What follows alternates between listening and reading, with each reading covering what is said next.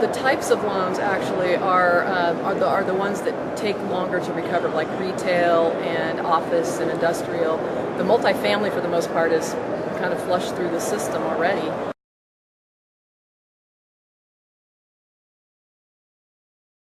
The very first thing that happens when a CMBS loan goes into trouble is you have to try to figure out if it's underwater today.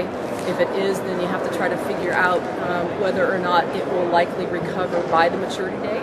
And if it will recover by maturity date, then you're more likely going to get like a bifurcation of your loan or debt deferral. It's kind of called an A-B structure. If it's unlikely that your loan will recover by maturity, the value of the real estate will recover by maturity, then you're going to do probably end up more with like debt forgiveness, or you could do a short sale or a note sale, something like that. And if your property's not underwater, but just payments are not sufficient, payments are greater than the income of the property, then what you look for is really just a payment modification.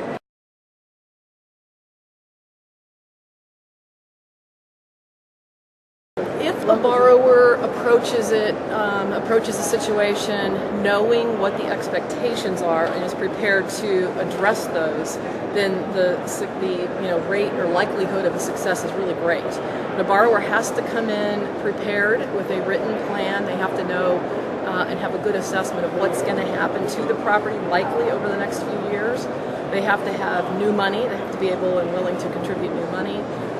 They've also got to understand what that special servicer will and won't do. Each special servicer kind of has a menu of options they like, and so. But if a borrower knows those things or has someone help them that knows those things, then the likelihood of a successful outcome is really high.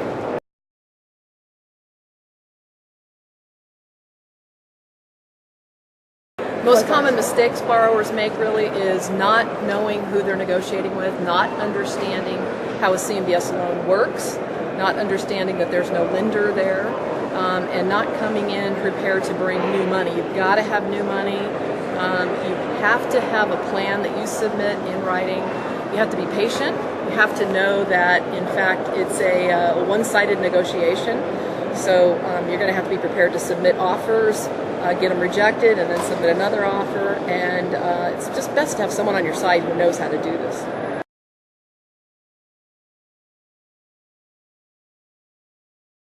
If I were going to go into court, and let's say I'm the defendant, and I'm going to go in front of a judge, I can either go in there and represent myself, and maybe I can win, maybe not, or I can hire a lawyer to represent me that knows that judge. And so I say, if you're an owner and you've got CMBS debt, get someone on your side, get an advocate, like First Service Solutions is, and let someone help you that knows the special servicers, that knows the rule book, that can increase your odds greatly of a successful outcome.